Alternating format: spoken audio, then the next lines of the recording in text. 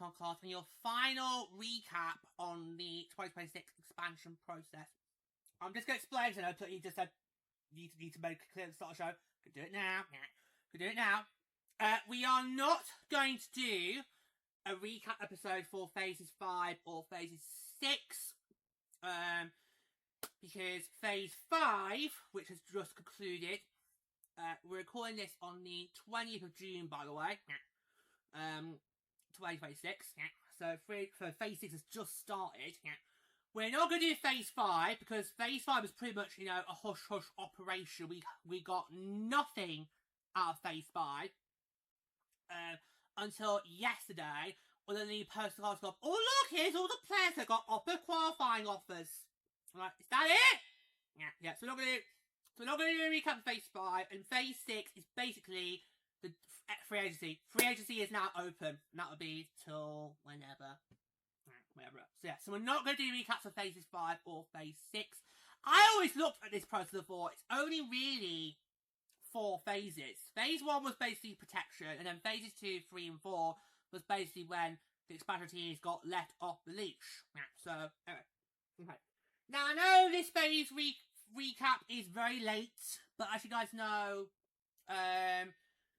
phase 4 ended on the 15th of June when we were recording our recap of phase 3, because that was the earliest we could have got phase 3 recap done.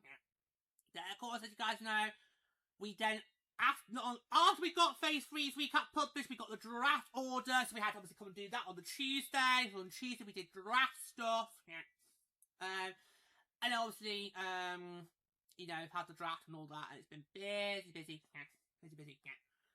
So we're doing it now.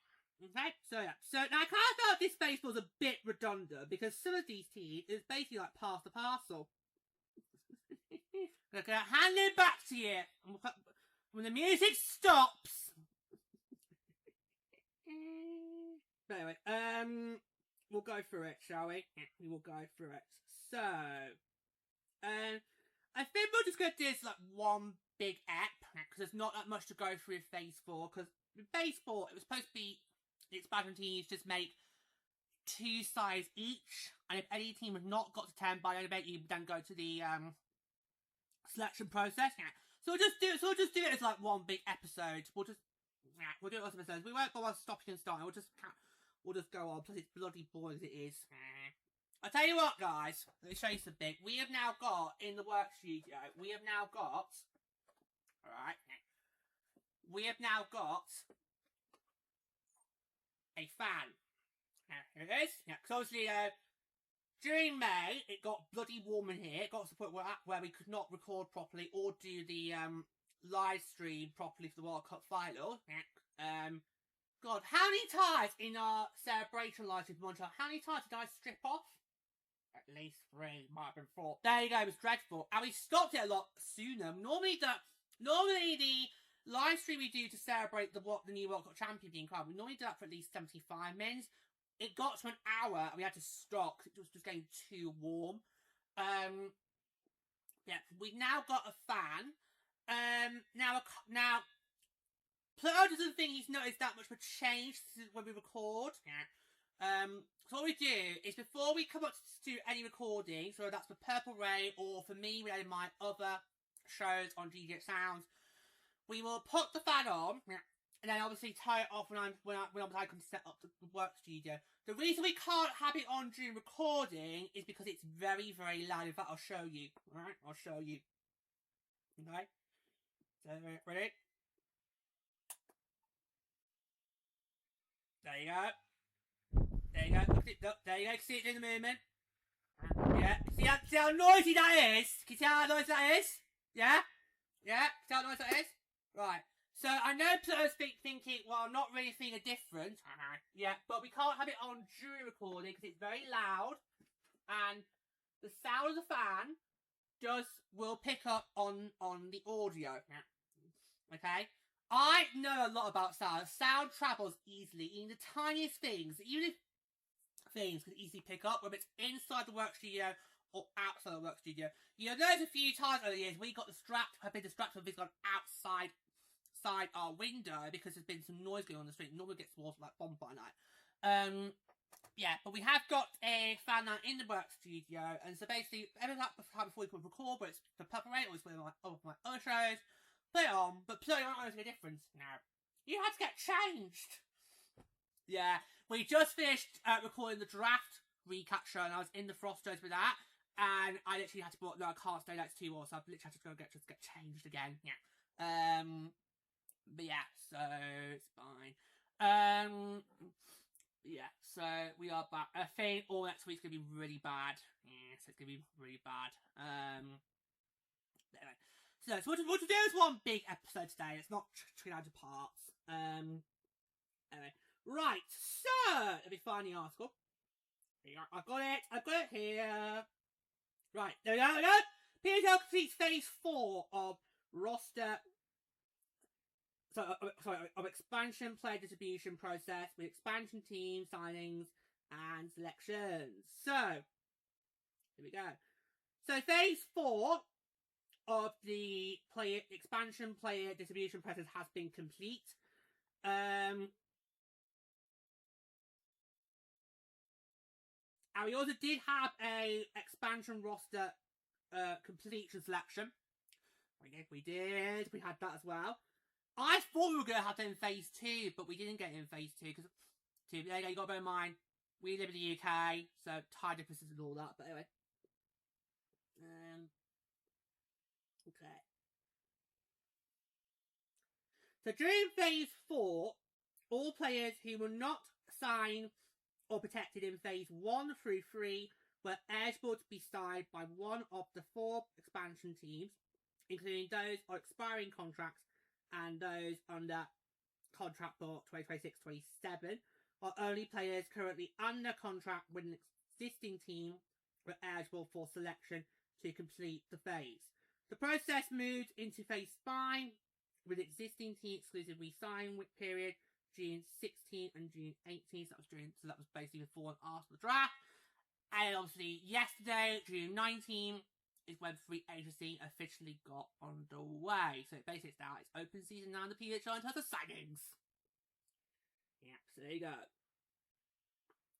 So, expansion roster completion was activated for Hamilton and Las Vegas to each select one player to conclude those signings for phase 4. The order of selection in order. Yep. I ordered a simple coin toss. Heads or tails? Always say tails. Either it's heads. That's what I got taught in primary school. Always say tails. Either it's heads. It's like, why? Yeah, I know. Right. Anyway. Las Vegas got to choose ahead of Hamilton. So we're running now through each team. I'll do it in the order it's listed on the article, because last time I said we'll do it alphabetical order. We'll do it in the order of the press conference happened and mocked up Hamilton Las Vegas. But this is the problem with announcing 2 expansion teams on the exact same day, and then you do that. One of them had a press conference the next day. All mocked up. So we'll do the order it's on the article. So Detroit went first. So Detroit made 3 signings, because Detroit still had 1 spot open from phase 3. I imagine in phase 3 Detroit only made 2 signings, so they had to make it an extra slot available to get to their 10. So they selected Cheyenne D'Arcangelo from Montreal, that's to a 2-year deal. Ella Huber from Boston on a 1-year deal. And Nia Yob-Smith from Vancouver on a 1-year deal. Now, Ella Huber did then get traded back to Boston for some of Boston's picks in the entry draft. So Josh, your thoughts on D'Arcangelo and Joel Smith, please? That is a huge loss to Victoria. D'Arcangelo, I felt she's been really productive on both teams because she originally was with Ottawa. Yep. Now she's been with Montreal. I felt she's been a huge impact player. So Detroit, your games are going to make a huge impact. I can really give you that depth scoring. Obviously, right now it's hard to tell what Detroit's going to be. Will they be a hardcore team? Will they have depth? Whatever. But you've got someone there who can give you that depth scoring. And I felt Josh Smith. She, I think, done better on the international stage. Yeah. Than she did with her team. And so what? Like the second place would go from Vancouver. Yeah. So I kind of felt for her, this is more of a fresh start. Yeah, it's more of a fresh start for her, which is odd when it's from an expansion team.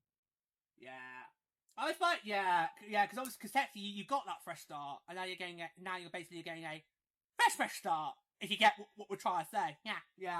I know you're going that, lady. Yeah, I know you go. Yeah, I know where you're going with that. Yeah, I know where you're going with that. Yeah.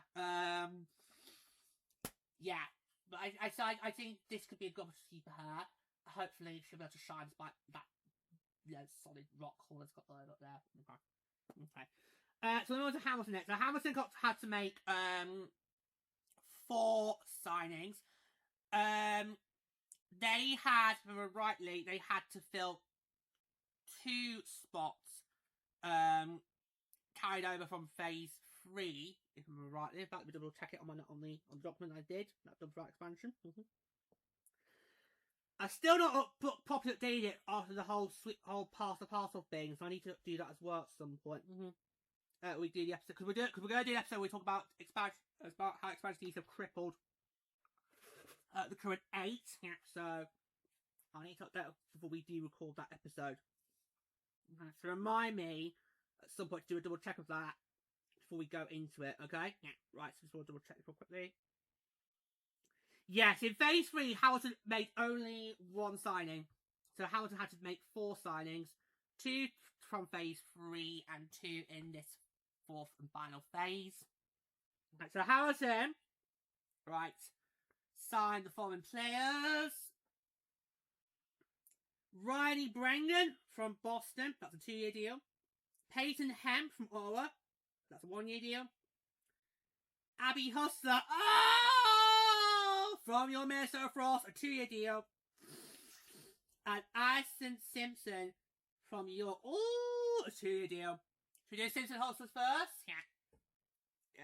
Wow. Huge. Yeah. I was really hoping Hustler was going to stay. Yeah. I mean, when Vegas took Cooper, I think it was phase 2. Yeah. I kind of thought, I really hope Abby Hustler gets to stay. Because I felt both Cooper and Hustler were huge impacts for us this year. Yeah, they both had really good seasons. And I remember when they got drafted, I thought, these are 2 good draft picks, but I just wasn't sure how they were going to, fit themselves into our system. And yet they both did really well. I mean, I think both of them easily could have, a spot on Canada's roster. Yeah, particularly Cooper. Yeah, but alas, not to be. Yeah, because Canada went for, I don't want to say the OAPs, but I'll say it! Canada went for OAPs in Milano. Yeah, I mean, who was it that was pushing 40? Was it The Rock? I think it might have been The Rock was pushing 40. Yeah. Was Kate, right, correct me wrong. Was Kate Osborne the youngest on that roster in Milan? She was. Oh my bloody god. Yeah. And she didn't play! No, she didn't get a game. Yeah. She just sat down and got a medal for doing nothing. Anyway, yeah, it's a huge loss. And also a huge loss for New York losing I Simpson. Yeah, I felt, given, tell you how they've lost a lot of big talent to lob it to San Jose, and I thought I Simpson, you could keep hold of her. She could finally make that big step up that she needs to make in her career. Yeah, so, so that's a good, I think that's a good steal for Hamilton. Yeah, that's a really good steal there. Because a lot of New York's talent so far has basically made the way to San Jose. Oh, come on, George! What makes that put more funny is I've been with the San Jose Sharks for 17 years now, and I've still not listened to the song. So, that makes it even more funny. We're making the other two picks. So, Brayden from Boston and Hemp from Ottawa. Can I ask what position Brayden's in? Defender. Oh! That is another one for Boston. That's another one. Cross another one off with your lipstick shade. That's another one gone. Bloody hell. Yeah. Oh my god, bloody hell. What are we gonna do with you, Fleet Crew? What are we gonna do with you? That was a 2-year deal. Bregman was a 2-year deal. Ooh. So they clearly see potential there. Yeah. They clearly see potential there. Do we think House's got the best defence so far? Feels like it. Feels like. I think Troy's got the best forward so far, and Howes has got the best defence. And then with Beggars and Isaiah, try and get a good combination of all areas. Yeah. Well, Las Vegas clearly understands if you're gonna go into this league next year as an expansion team, you're gonna need to have chemistry, which causes what was the big thing that was lacking both the Golden Eyes and the Torrent this year, was the lines didn't really gel. No, they didn't. And I think it was more evident with Vancouver in the early portion of the season in Seattle. Yeah. Because we talked about a lot how Seattle's mistakes weren't so easy to spot compared to Vancouver's mistakes, which were very easy to see through the naked eye, and I have got bad eyesight, as you guys know. So, anyway, but yeah, so that's a huge loss. And Hemp is the forward. So that's good for Belgium, because I think they need to get more forwards there, but we'll see how it goes. Yeah, really good. So Las Vegas need to make 2 signings. They made big splashes here, but actually only one we can talk about, because one they did give back. But I'll tell you anyway. So they took Abby Marine from Vancouver, but Vancouver got them back in a trade for their second round pick. So it's basically like with Huber, it's past the parcel. So she's back with Vancouver. I'm pausing because I'm waiting to see if Plutter's going to go Ross from Friends on me. No. Okay, I'll carry on. I'll carry on. I can't really do it because it wasn't really a break, was it? Because it was like on the Monday it happened, and then it was either Tuesday or Wednesday, and then went back. So I can't really do it. No, can't really do it. He's fighting the urge. You can see he's fighting the urge. He is fighting the urge. Yeah. And can you no 2-year deal. No. How is that not a Nick Boss? How many is that? I hate them. Join the club, love. Join the club. We all hate Vegas. No!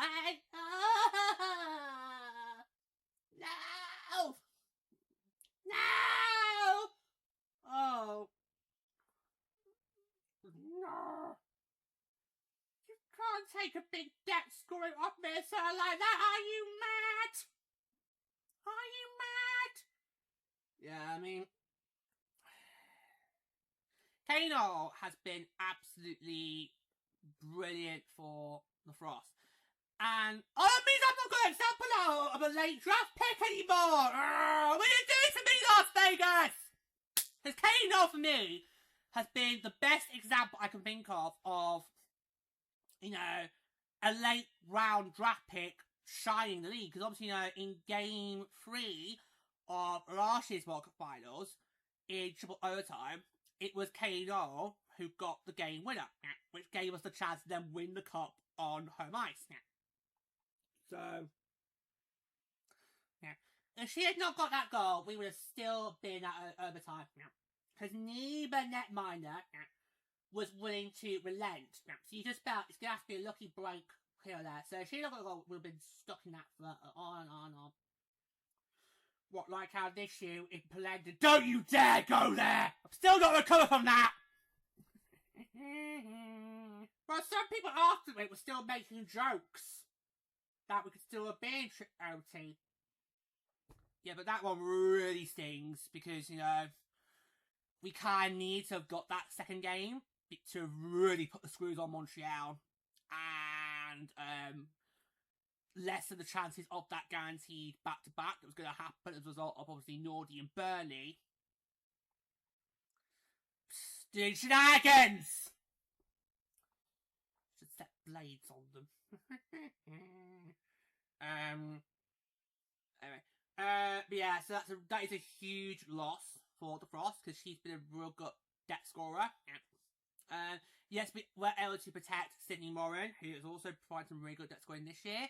It's just you kind of need more than one debt scorer. So if we could have kept both Moran and Noel, that would have been brilliant. But alas, not to be. Not to be. So Vegas is really honing on teammates, and they're also really honing on that debt scoring, which I think they've recognised. I kind of feel like Dorrit Dida has been the one that's really studied this league brilliantly and thought, right, what do I really need for my team to stand a chance at being competitive, even if we don't make playoffs in 2027? Yeah. So, yeah. I mean, I remember when Dida was announced, it was a very good hiring for Las Vegas, and I kind of thought that was the kind of thing that they needed, but I am always trying a little bit. Now we've had the draft, I think he's the well there, so, but we just need to see how it goes when we get to the regular season. Come back to me in January. Yes! Come back to me in January and then ask how I feel about Troy Ryan's double duty. Is that what you call it in America? Yeah. Ask me back in January 2027. Ask me back then. Right, speaking of Thursday, that's where we're going to finish. Yeah, and they just need to make 2 signings. So they signed Natalie Minokaba from Montreal. That's a 1-year deal. And Daniela Pestova from Boston, 2-year deal. And Pluto. And another one. Oh my god! What is it with defenders leaving Boston? Well, it's the dam's open, isn't it? I mean, Chris Barr's hopped over to Hamilton. The dam's now basically broken, isn't it? It's like, you know, just, but oh my god. I expect all you journalists have a pop-up boss though about their blue line, because you did it to us last year, and we did not lose as that many defenders that Boss has done this year. So if you gave a pop-up 1 last year, you need to go with a pop-up number. But oh my god. But yeah, so I look at these 2 names and I think, I'm struggling. Because again, it's like, where's that big splash? Zaze has kind of been, you know, relatively quiet in this process. Because throughout the expansion process, but Detroit, Hamilton, Las Vegas, all 3 of them made at least 1 big splash signing. Some more than others, but Zaze was very rarely quiet. Plus, you can't call it this, so I'll let you go and explain. Yeah, for me, I just look at Peter Zaze and kind of look at, you're basically doing the typical expansion route, which is where a new sports team comes in and they build their roster from the ground up because they just feel that they're not going to be able to be competitive straight away, but it could be maybe 5 years or 10 years time. Well, that's not worked for the Kraken. It hasn't. It really hasn't. Because the Kraken, believe it or not, their expansion draft was 5 years ago. It was when we were still locked in COVID. Because we in the UK, we pretty much spent 2 full years locked in lockdown restrictions. In fact, all of our lockdown restrictions were not lifted until not long after Easter of 2022. So we basically spent a full 2 years in lockdown restrictions. So believe it or not, the Kraken's draft was 5 years ago, and I did a very special live episode report where I basically just went through all the picks they made and got each mascot up 1 by 1. It was quite lively. I think it was in worst periods. I thought I need to try and do something to entertain myself. inject some inject some slapstick comedy into it, because it was but the Kraken's expansion strike, you can't look for that is definitely, you don't really see us making a big splash right now, but maybe in 5 or 10 years you could do. But the 5 years in now, they've only really made one playoff appearance, and it's not really gone well, has it, since? I mean, even this year. Yeah, this seems interesting because they started off quite well, and then they kind of, fell to the wayside, and that then allowed Vegas to then really get back into the picture. I don't know what they're gonna do. No. The Kraken, I feel like if there's any team right now that deserves the first overall draft pick, I thought it's the Kraken, but the odds have never been in their favour. There again, did anybody see Tia winning this year? Nope. The Maple Leaf fans have been insufferable. Oh yeah, because they feel like they're the kings of the world now. I don't think so. Anyway, it's just So that's why I was kind of pleased with the entry draft we just had. That was really, really improved. And I felt Troy Ryan just executed the entry draft brilliantly, and so I feel like he's done all right now, but it's kind of made up for what was kind of a lackluster expansion process. I mean, don't get me wrong, all 10 signings that he's made in the expansion process are good signings. It's just right now on paper, I kind of look at it and think, I don't know if this roster's going to really be as competitive as other rosters could be. But I am, because obviously I've been with the league from day one. I know full well not to go into the league since the season and make predictions. So I am prepared to give this team the benefit of the doubt. But I think their first few weeks will be very interesting, because of the 4 coming in, they've got the less expectation on their back. The other 3 will have high expectations, as they won't, and that might mean we might see some very interesting standings in those first 5 to 6 weeks, like we did this past season with Boston. So there you go. So that is pretty much all of the sides of baseball. So baseball's done. Expansion Plus is done. Hallelujah! Hallelujah! Hallelujah! Let's all celebrate with a biscuit. We've all earned it. We've all earned a biscuit. Honestly, we have literally, after these past 2 weeks, we have literally all earned ourselves a well-needed biscuit. Oh god, it has been stressful. Dare I say, more stressful than last year, I think. I mean, I have also really felt the strain of it, So like I said, we're not going to do a recap of Phase 5, because Phase 5 was pretty much a hush-hush. It was kind of kept behind closed doors. And Phase 6, it's not really a phase, it's basically just free agencies now open. Obviously, keep an eye out on your team's respective social media throughout the summer to keep an eye on all that's going on. I, of course, I've got all teams following, not just my Frost and not just ours. I've got all teams following all the socials, so I can keep a track of what's going on. So when we get these, these two, all that, we have still got a few more expansion episodes to come. Should we talk about that now? We'll talk about that. Yeah. So we've got at least 3 more to come your way. One of them is going to be when we look back on how each of the current 8 teams, so the inaugural 6 plus Seattle and Vancouver, we're going to look at how badly each of those 8 teams were affected by the expansion process. Because, as you know, some teams lost more than others. So we're going to do that. That's where all 3 is going to be together.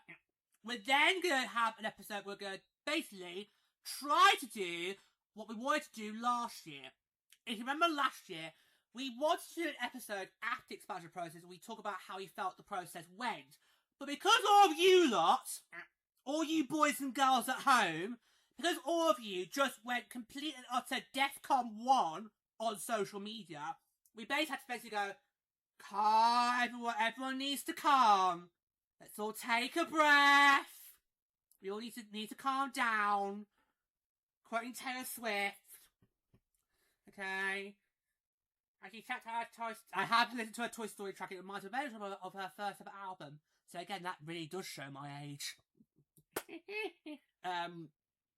Yeah, so we're going to talk about the expansion, how we felt the expansion protocol as a whole.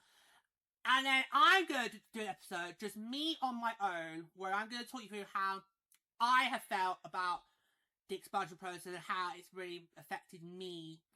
Because I feel I have felt the story a bit more this time round than I did last time round. Yeah, if you get my drift. Yeah. So we've got at least 3 more episodes covering expansion to come, and then after that it's basically enter the world of off season, and we'll have stuff here and then every day. Yeah. So even though this is your last recap episode on the process, we still have a few more episodes on expansion to come, and we're gonna get those done very, very soon. But there we go. So that is Phase 4 done, dusted in the books. That's going to be all for today. Thank you all for joining us, and until next time, take care, guys.